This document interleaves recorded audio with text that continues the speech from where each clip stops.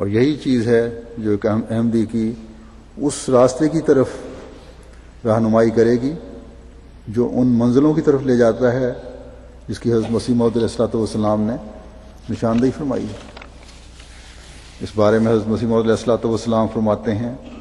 کہ ہماری جماعت اگر جماعت بننا چاہتی ہے تو اسے چاہیے کہ ایک موت اختیار کرے، نفسانی امور اور نفسانی اغراض سے بچے اور اللہ تعالیٰ کو سب شے پر مقدم رکھے۔ بہت سی ریاکاریوں اور بےہودہ باتوں سے انسان تباہ ہو جاتا ہے۔ دکھاوے کی باتیں ہیں، فضول باتیں ہیں، بےہودہ باتیں ہیں، وہ انسان کو تباہ کر دیتی ہیں۔ بس ہمیں چاہیے کہ ہم ہر وقت اپنا محاسبہ کرتے رہیں اور پھر جو ہمارے سامنے جائزے آئیں، جو اپنی حالت نظر آئے،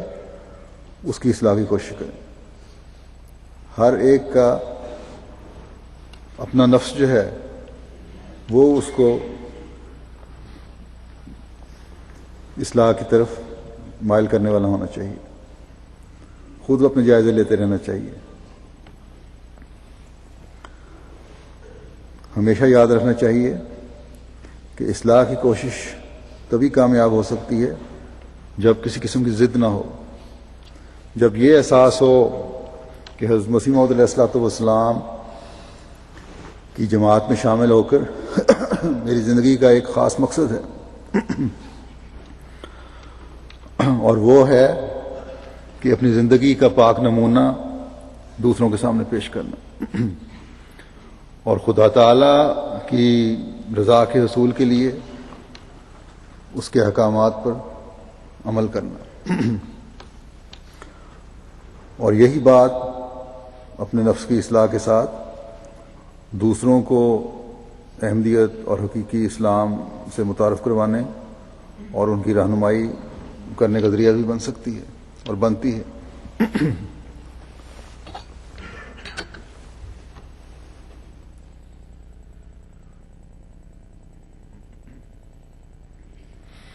حضرت مسیح موعود علیہ الصلوۃ والسلام اس بارے میں نصیحت کرتے ہوئے فرماتے ہیں کہ ہر ایک اجنبی جو تم کو ملتا ہے وہ تمہارے منہ کو تاڑتا ہے اور تمہارے اخلاق، عادات، استقامت، پابندی احکام الہی کو دیکھتا ہے کہ کیسے ہیں۔ اگر عمدہ نہیں تو وہ تمہارے ذریعے ٹھوکر کھاتا ہے۔ بس ان باتوں کو یاد رکھو۔ پھر آپ نے ایک موقع پہ فرمایا، خدا تعالیٰ اس وقت صادقوں کی جماعت تیار کر رہا ہے، بس ہمیں صدق کے نمونے دکھانے کی ضرورت ہے۔ اور صدق کیا ہے اس کی وضاحت کرتے ہوئے حضرت مسیح موعود علیہ الصلوۃ والسلام فرماتے ہیں کہ جب عام طور پر انسان راستی اور راست بازی سے محبت کرتا ہے اور صدق کو شعار بنا لیتا ہے تو وہی راستی اس عظیم الشان صدق کو کھینچ لاتی ہے جو خدا تعالیٰ کو دکھا دیتی ہے۔ اور جب انسان خدا تعالیٰ کو دیکھ لیتا ہے تو اس کو خدا تعالیٰ کی وحدانیت کی معرفت بھی نصیب ہو جاتی ہے، اور جب اللہ تعالیٰ کی معرفت ملتی ہے تو پھر اس کی کامل اطاعت کی طرف ہمیشہ نظر رہتی ہے۔ اللہ تعالیٰ سے محبت کا حقیقی عرفان ملتا ہے، ہر قسم کے شرک سے نفرت پیدا ہوتی ہے، اللہ تعالیٰ کا حقیقی بندہ ہونے کا صحیح علم حاصل ہوتا ہے، اللہ تعالیٰ کی خاطر صبر اور حوصلے سے ہر قسم کے ابتلاؤں اور تکلیفوں کو برداشت کرنے کی طاقت پیدا ہوتی ہے، اللہ تعالیٰ پر توکل پیدا ہوتا ہے، تمام قسم کے اعلیٰ اخلاق بجا لانے کی طرف توجہ پیدا ہوتی ہے، غرض کے صدق کے اعلیٰ نمونے حقوق اللہ اور حقوق العباد کی ادائیگی کے لیے ہر وقت اللہ تعالیٰ کی مدد سے ہر آن رہنمائی کرتے ہیں۔ بس یہ ہے خلاصتاً اس جماعت کی غرض اور مقصد جس کے بارے میں حضرت مسیح موعود علیہ الصلوۃ والسلام نے فرمایا کہ خدا تعالیٰ صادقوں کی جماعت تیار کر رہا ہے. اگر ہم اس معیار پر رکھ کر اپنے جائزے لیں تو ایک خوف کی صورت نظر آتی ہے. بس ایسی صورت میں ہمیں پھر خدا تعالیٰ کی طرف لوٹتے ہوئے اس کے حضور جھکنے کی طرف توجہ پیدا ہوتی ہے اور ہونی چاہیے کہ ان راستوں پر چلنا بھی اس کے فضل کے بغیر ممکن نہیں ہے. جتنی بھی ہم کوشش کر لیں اگر اللہ تعالیٰ کا فضل ہمارے شامل حال نہ ہو تو کچھ نہیں ہو سکتا. اللہ کرے کہ ہم میں سے ہر ایک حضرت مسیح موعود علیہ الصلوۃ والسلام کی جماعت کے ان افراد میں شامل ہو جو تقوی پر چلنے والے ہوں، اور ان لوگوں میں شامل ہوں جن کے بارے میں حضرت مسیح موعود علیہ الصلوۃ والسلام فرماتے ہیں کہ خدا تعالیٰ نے ارادہ کیا ہے کہ